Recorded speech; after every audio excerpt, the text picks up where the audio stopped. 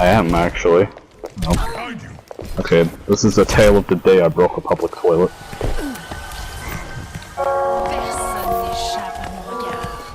As my hands clenched tighter around the assistant handles in the disabled toilets I found myself in, I could feel and hear the walls cracking. The strenuous unclenching and forceful pushing made no distraction to the burning of 1,000 supernovas I felt around the delicate ring to my dark chasm.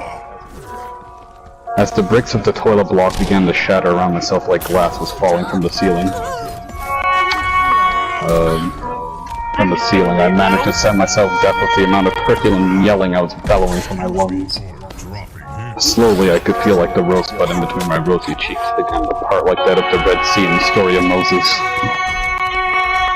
Solid and slow, I could feel the end result of a week of accumulation of black mass scraping its way down my long tube of meat innards, its relative size being that of a baseball coursed through my red ring to stretch to the size thought impossible for my naive, virgin fecal cave.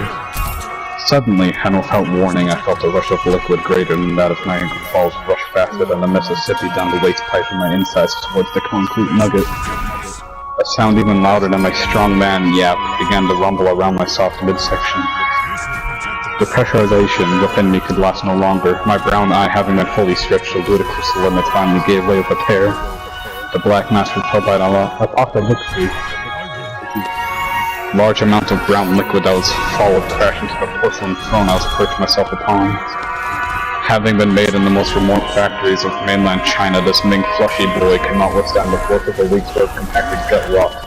Having myself anticipated this worst-case scenario, I managed to move myself into a squat and hang on for dear life as the white seat of relief shattered around me.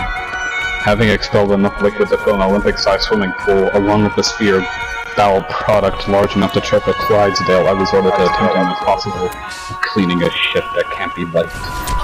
I grabbed what sheets I could from this back end of town laboratory building could offer, still hovering with the razor-sharp shards below. I began to wipe the deflated mud patch that resided between my now whip-black posterior red butt cheeks. To my surprise, I found not a horrific sight of both explosion and my own flesh, but a completely dry chocolate starfish.